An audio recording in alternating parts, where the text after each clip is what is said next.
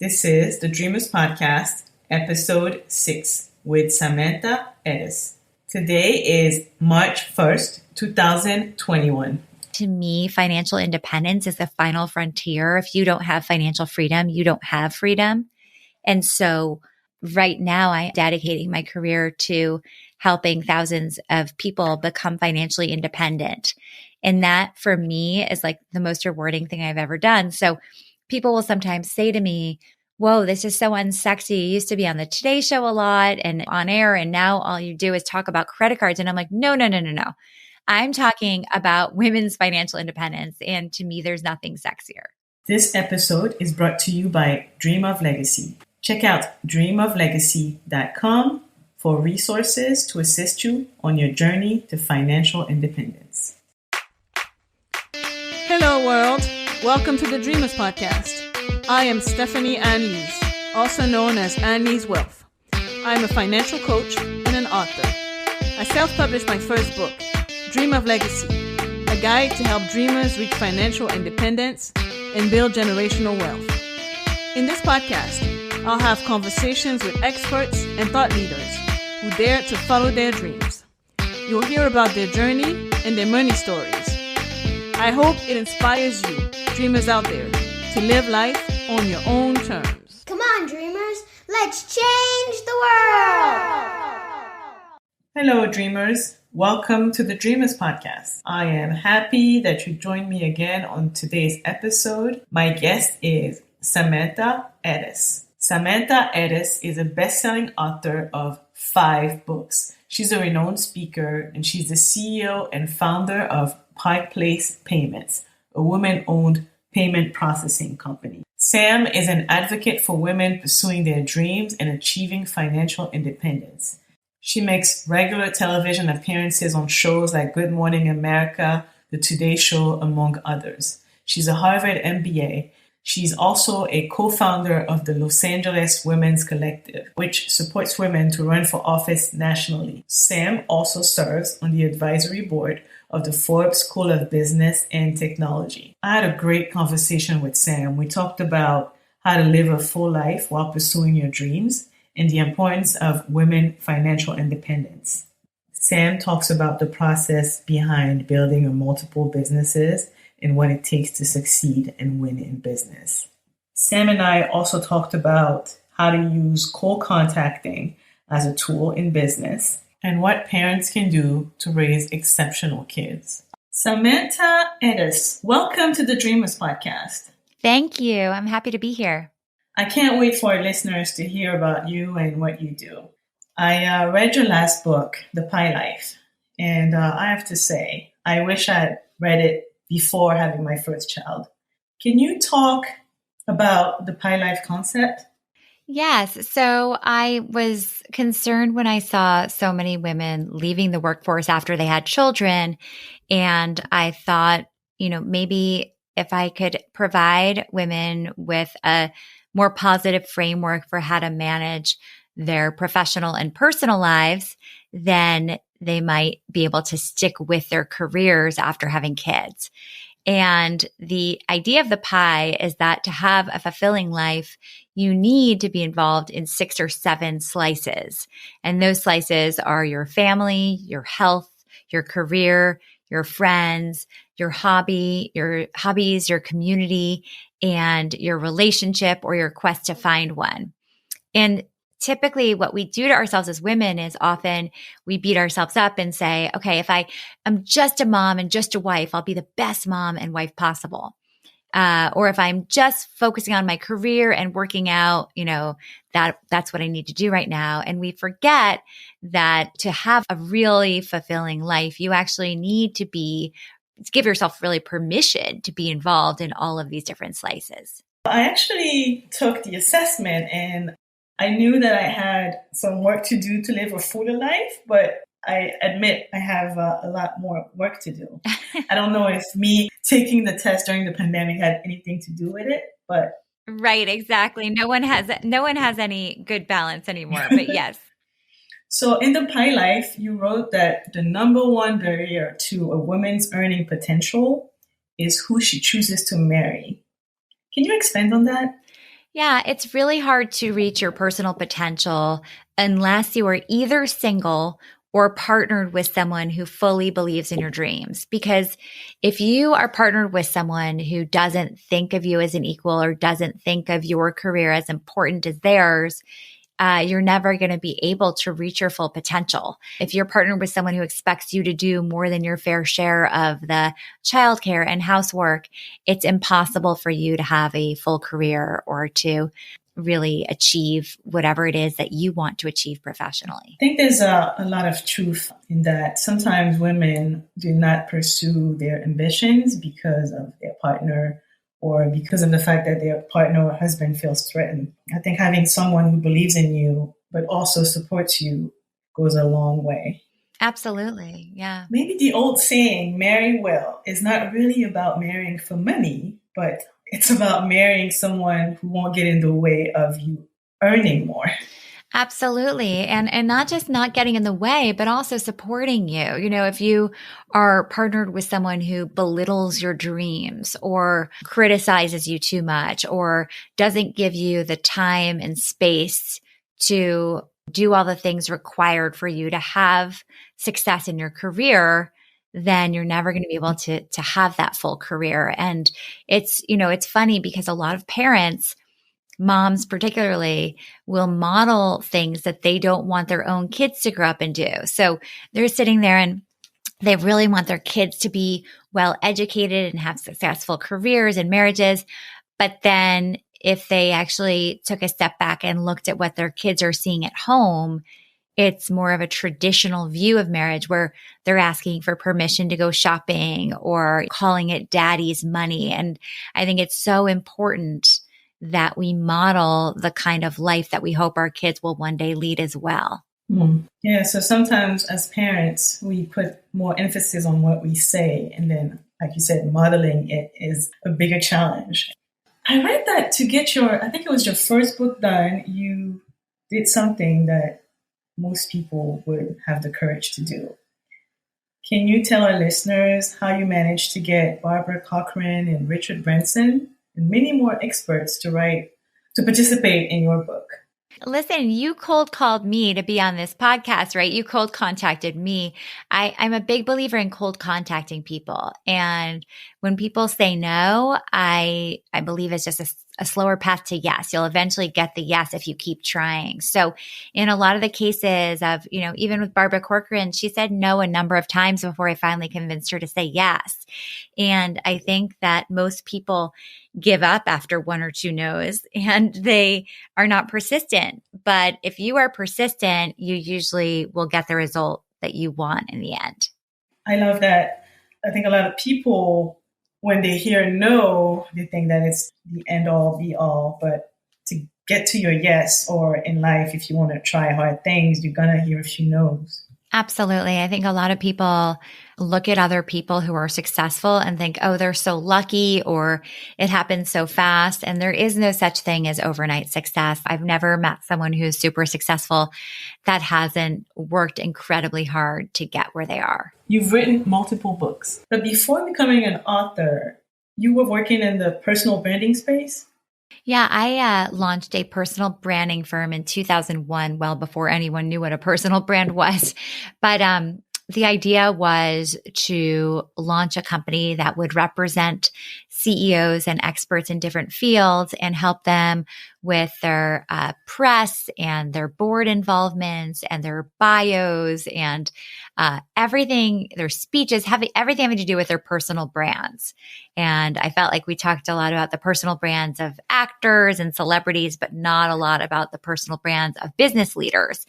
And so that is why I launched the firm. And I grew it and ran it for about 4 to 5 years. And then when my first book became a bestseller, The Expert's Guide to 100 Things Everyone Should Know How to Do, I got another 3-book deal with Random House and I decided to close my firm. So I placed my employees in other places and I placed my clients with other people and decided to focus on the books during that time, the books and speaking and my radio show. So did you start your business, your personal branding business, after your MBA? Yes, I graduated and I knew when I graduated I wanted to start this business, and I started it right away. As soon as I graduated from Harvard Business School, I launched my company. I learned a lot along the way. I had no idea what I was doing. It was my first company I'd ever launched. But certainly all of those lessons carry with me today, because once you're an entrepreneur, it really doesn't matter what kind of business you're starting, whether it's a lemonade stand or a hair salon, you still need to do the basic things that are required, whether it's legal or insurance or hiring. Every single one of us has to, at some point, encounter the same obstacles or challenges that you have when you start a business. So at what point was Gary Vee your manager? So when Gary Vaynerchuk wrote a chapter in my my second book, which was called The Expert's Guide to Life at Home, he wrote a chapter on how to taste wine. And what I used to do before I had children is I used to say to all of the experts who'd been in my books that I tried to meet them for a drink or for lunch or dinner before the book's publication. So in Gary's case, he and I had drinks one day, and that was the first time we'd met. And he said, I'm in the middle of doing Wine Library TV, and it's wildly popular. I have 100,000 viewers a day, and I want to become the Simon Fuller of the internet, and I want you to be my second show. So we launched a show together called Obsessed TV. It was called Obsessed with Samantha Ettus, and I think we did about 75 episodes. I think Al Roker at one point called him my Gelman, which is a reference to Regis and Kelly.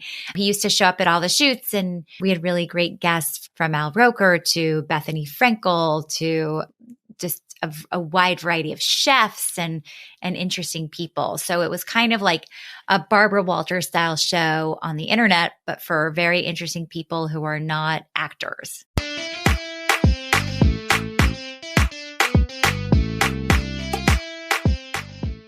If you know anything about me, then you know how much I care about helping people take control of their finances and build wealth. Park Place Payments is a women-founded and run company in the payment processing industry. It is changing the lives of people seeking opportunities to earn supplemental income or to re-enter the workforce. Check out parkplacepayments.com to find out more.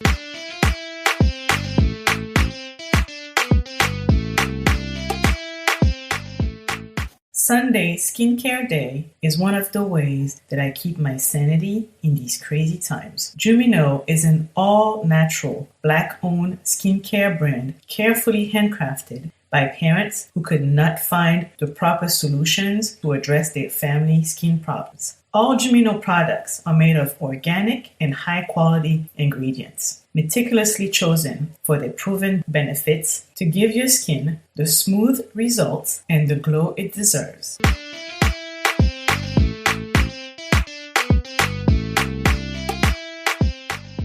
It looks like you've done many different things in your career. So after all of these things, what made you decide, okay, I am going to launch a payments solutions company? How did you make it happen without prior experience in the industry? It's interesting. I think that, as I mentioned, being an entrepreneur takes a certain amount of grit and hustle. I have both of those in spades. I think that in terms of this industry, I had a bit of a front row seat to it because my husband had started a company in a related space called On Deck many, many years ago that I was involved in at the early stages. And so I understood the small business world from that company, which was doing small business lending for Main Street businesses. And on top of it, I'd been dancing around the payment processing industry for many years, intrigued by the fact that there were no women in it, no people of color. I just decided that one day I was going to come back and crush these guys. And I was on a book tour for my last book, The Pie Life. The book came out 4 years ago in the fall. And I was on book tour and I was doing a ton of public speaking. So I was speaking everywhere you can imagine, from Target to Twitter. And then I talked at a lot of women's conferences. And the one group of women I was unable to help were the women who had left the workforce and wanted to get back in, but found that there were no opportunities for them. And a lot of them ended up selling for multi-level marketing companies, whether they were selling makeup or skincare, jewelry, or essential oils to their friends. So I dug into this and found out that 98% of the people who are doing that are actually losing money. They're not even breaking even. And 1 in 8 households in America has someone living in the home who's involved in direct sales like this. And they mostly prey on women. I thought, hold on, what if I could train those women who would be selling makeup to their friends and kind of ruining their friendships in the process and not making money? What if I could instead train them to sell a financial services product, starting with credit card processing? So that led me to, in 2018, I went to 6 different cities and trained women who had zero background in financial services in credit card processing, just to see if they could be successful selling it to their pediatrician and their kids dentist and their dermatologist and their hair salon. And based on their success, I raised my angel round in 2019. And now we're just finishing our seed round and we're growing really fast. We now have 500 account executives across the country. So for any of our listeners that might be interested in the Park Place business model, I believe you said they don't need to have prior experience in the payment industry. Yeah. So the idea is that we've kind of made this very turnkey in terms of being able to train people with no background in financial services to be successful selling it.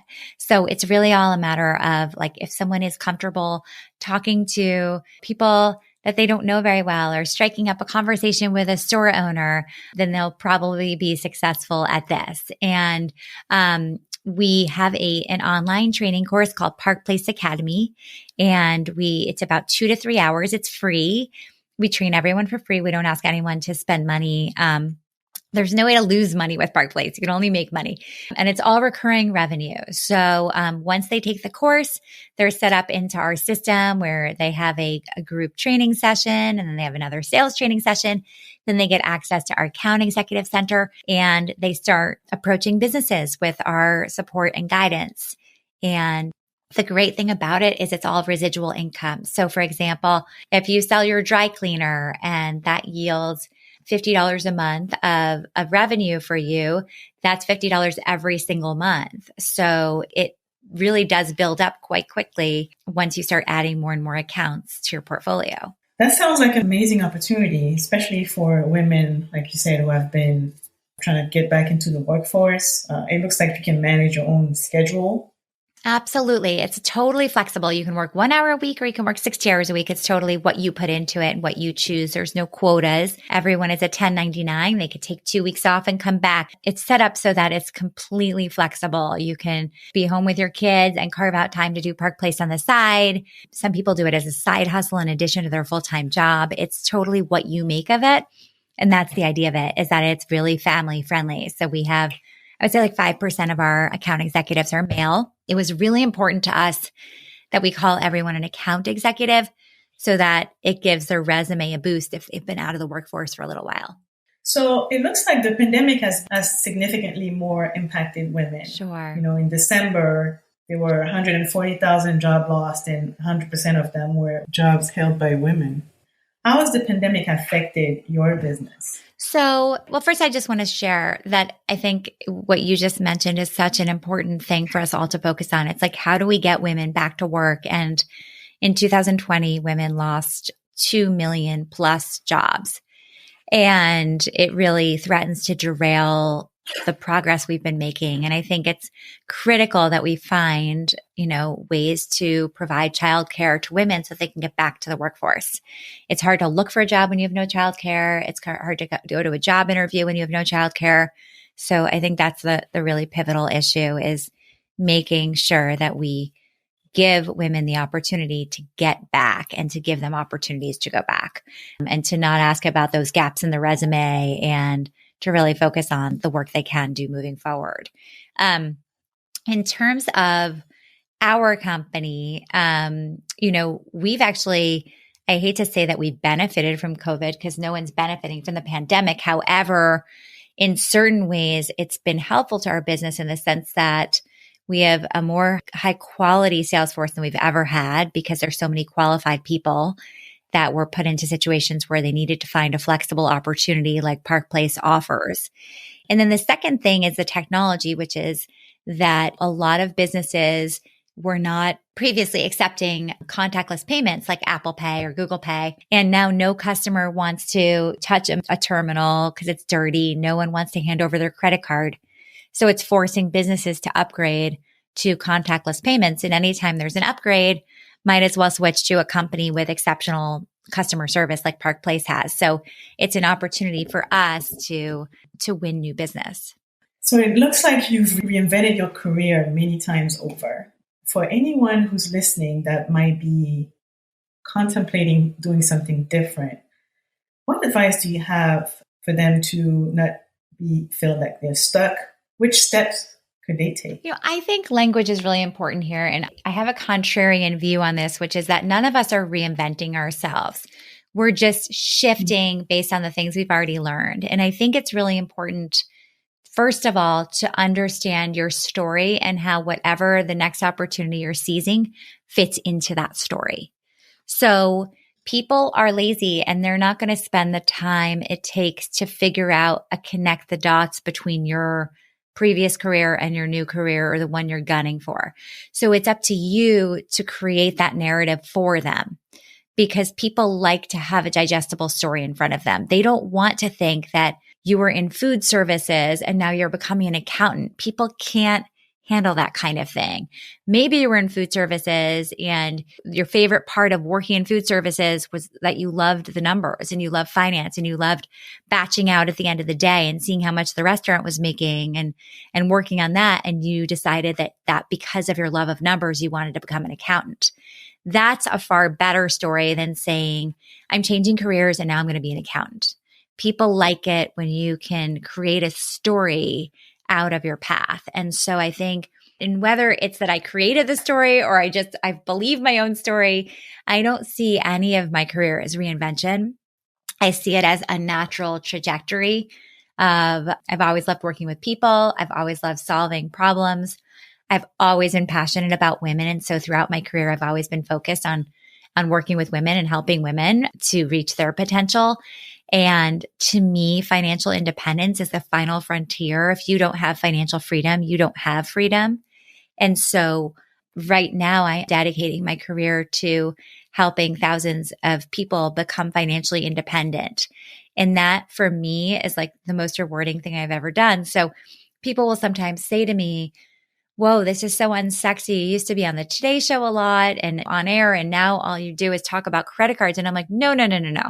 I'm talking about women's financial independence. And to me, there's nothing sexier.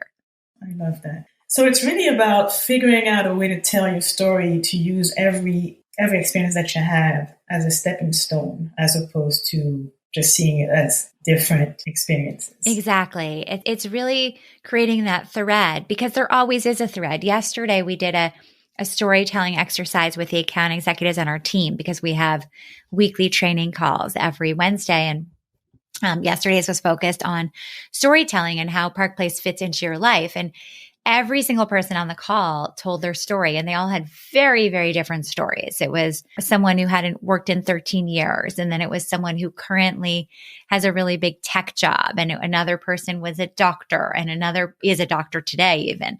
Another person was in an abusive relationship and needed to get out.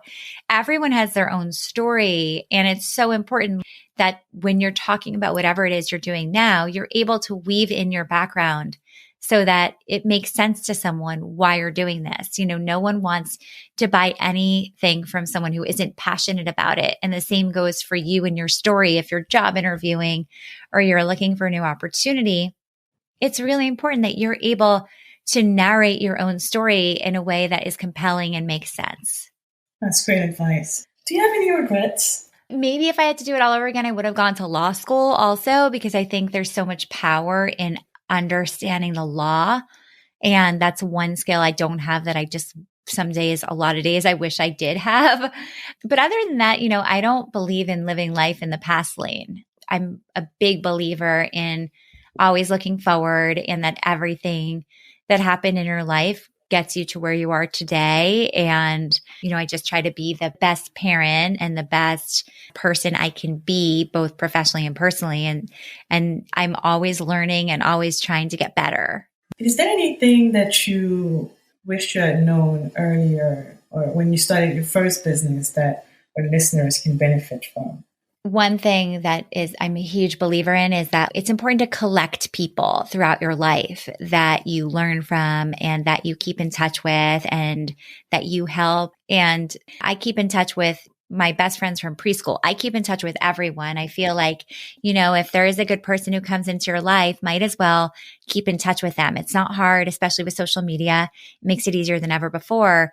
And some people make the mistake of thinking, okay, I work in travel industry and I don't have any friends in travel, so none of my friends would ever be able to help me with my career. But I believe we're all so much more alike than we are different. And every person knows someone else who could lead to that next sale or that next job opportunity.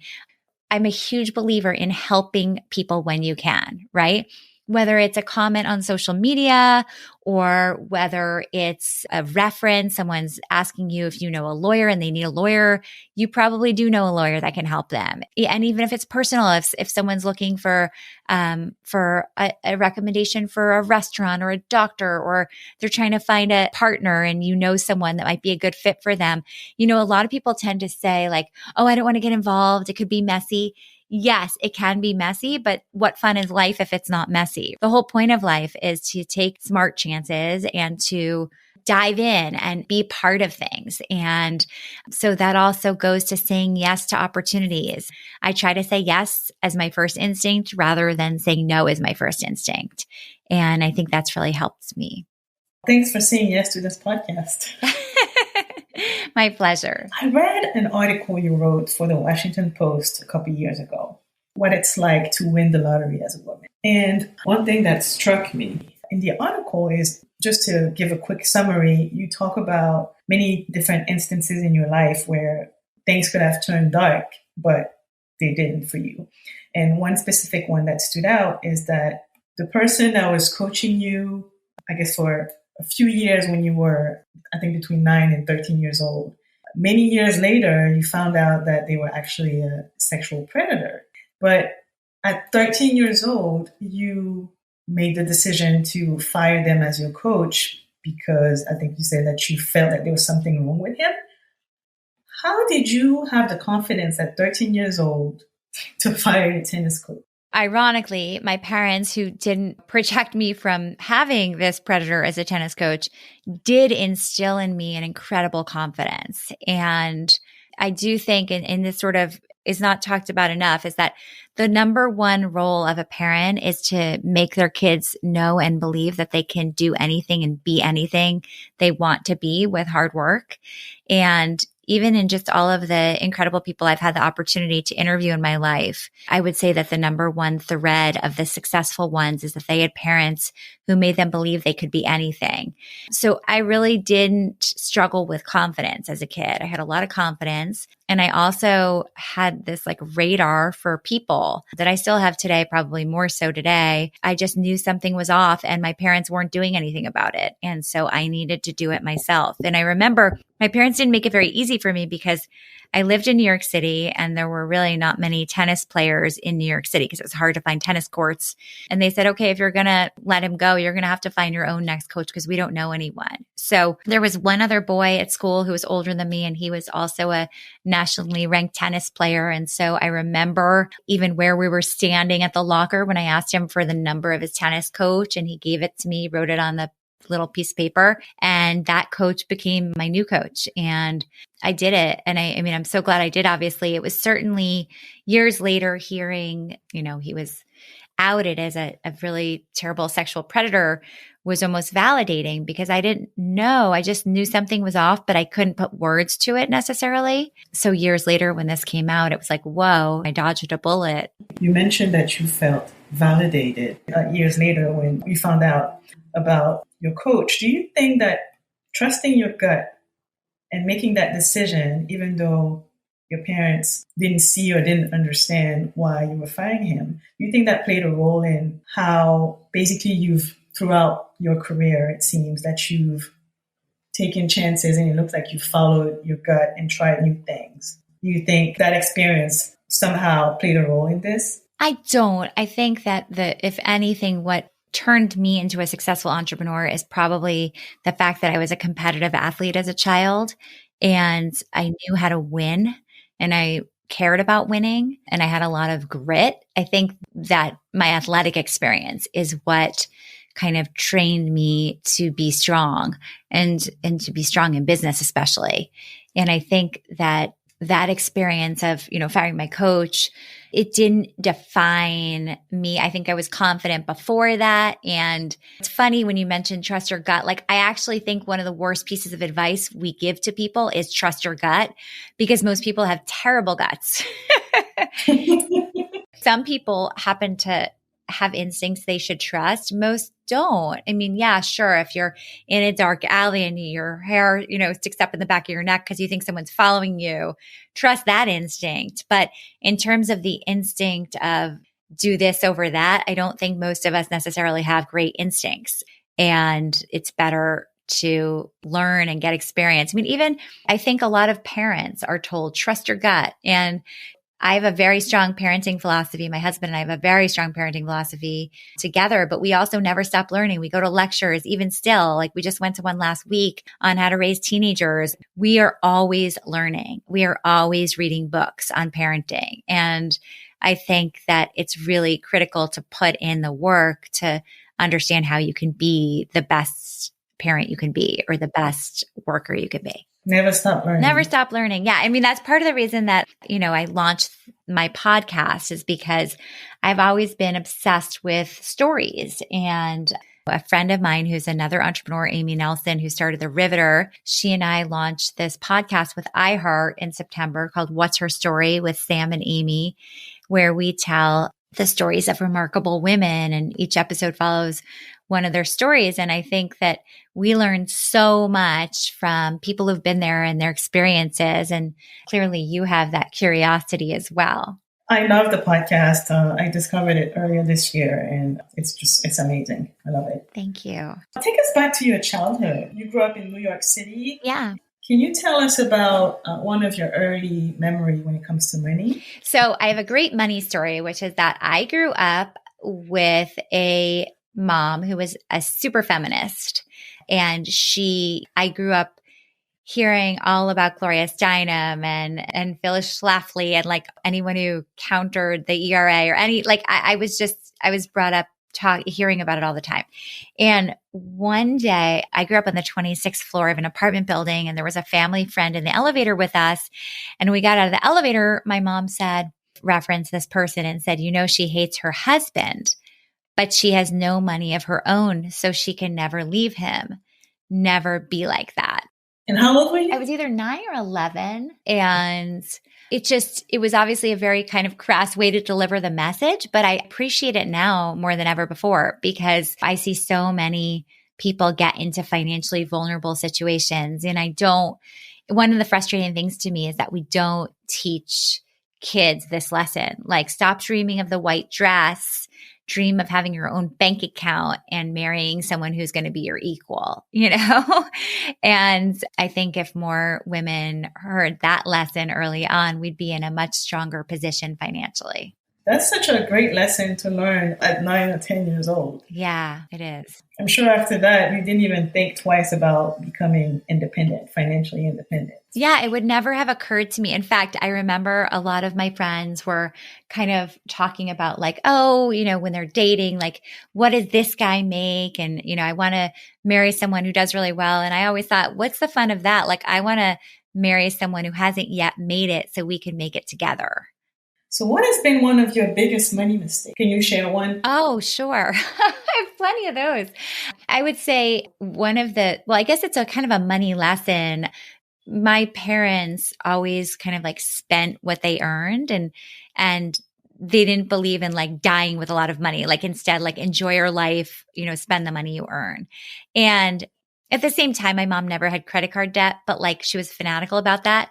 But at the same time, they weren't like saving a boatload of money. And I think my husband's family was kind of the opposite. They were more frugal. And I think just learning our money style together, like we kind of seesawed between probably more to my side for a while and until we got to a good place. And then in the early days, I almost acted like money grows on trees and we'll just keep making more of it.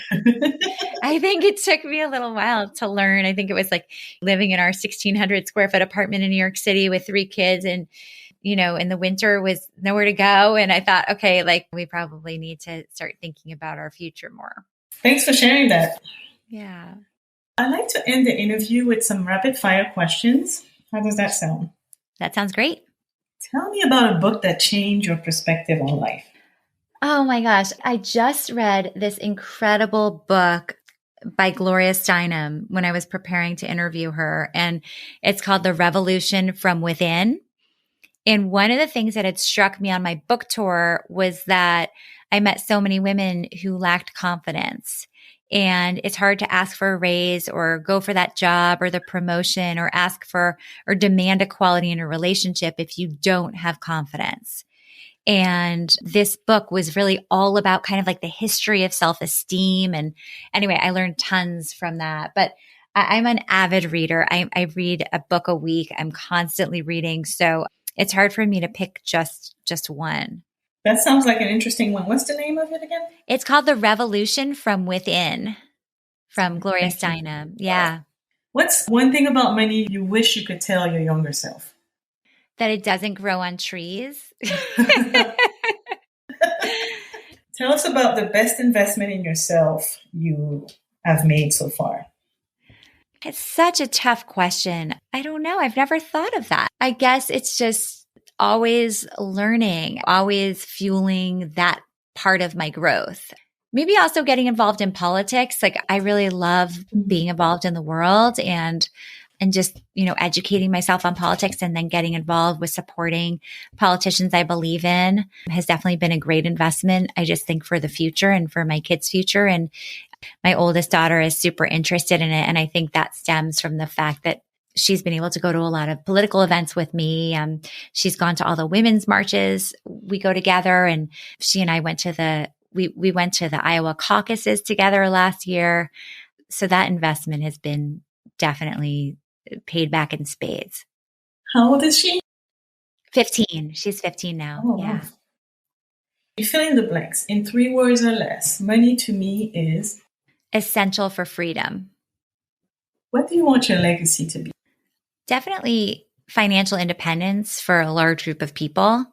I guess the legacy would be for women to control their own destinies and to believe in their self-worth and to believe that they should be out there reaching their potential without any guilt and with a ton of drive. And then, of course, my kids are my legacy, and they're definitely the 3 things I'm most proud of in the world are my children. I mean, they're probably the strongest legacy I'll have. Sam, thank you so much for coming on the podcast. You are an inspiration. Thank you. You're an excellent interviewer. I love your questions. Oh, thank you. That was Samantha Ettus. I hope you were just as inspired by Sam as I was. So next week on the podcast, we have Ellie Diop, also known as Ellie Talks Money. Ellie's a business coach. And in 6 months, she grew her Instagram following from about 500 to 60,000 and tripled her income in the process. So Ellie will talk to us about how to grow and monetize your social media to scale your business. The following week, we have digital business strategist Sarwa Ajay-Peli. Then we have digital marketing expert Kathleen Selmans. And we'll end the month with financial literacy educator Lawrence Gonzalez. All right, dreamers, I'll see you back here next Monday for another episode of the Dreamers Podcast. Okay, dreamers, time to build this legacy. This podcast is for general information purposes only. It is not intended to provide any tax, legal, financial planning, insurance, accounting, investment, or any other kind of professional advice or services. Please consult with an appropriate tax, financial, or legal professional to receive appropriate advice based on your situation.